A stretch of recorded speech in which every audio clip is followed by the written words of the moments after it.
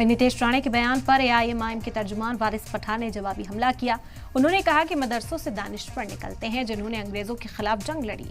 क्या वो भी दहशतगर्द हैं? वारिस पठान ने आरएसएस पर भी हमला किया। नीतीश राणे को झूठ बोलने की आदत सी पड़ गई है। उनको पता नहीं कि मदरसा में कितने बड़े बड़े मुफ्ती, उलेमा, स्कॉलर्स पढ़ के निकले। अबुल कलाम आज़ाद साहब मदरसे से पढ़े, मौलाना फजल खैराबादी वहाँ से पढ़ के निकले।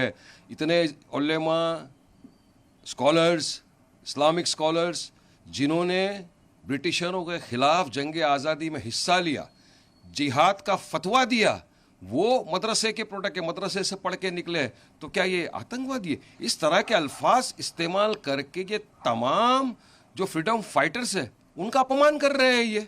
हाँ, अब मेरे को बताओ ना, मेरे पास तो पूरी लिस्ट पड़ी है उन लोगों की, उलमा इकराम की, इस्लामिक स्कॉलर्स की जिन्होंने जंग आज़ादी में ब्रिटिशरों के खिलाफ जंग लड़ी, जिहाद के फतवे दिए। तुम्हारे पास कोई एक लिस्ट बताओ आरएसएस की शाखा से कोई निकल कर जंग आज़ादी में हिस्सा लिया हो। मगर तुमको तो नफरत फैलाना है, झूठ परोसना है, तो अनाप शनाप बकवास तुम्हारे मुंह से आए दिन निकलती ही रहती है। अरे रिपोर्ट्स है मिनिस्ट्री का भी कि वहाँ पे कोई जिहादी एक्टिविटीज़ नहीं होती, तो किस बुनियाद के ऊपर, जिसके ऊपर इस तरह का झूठ परोस रहे हो दुनिया के सामने, देश के सामने?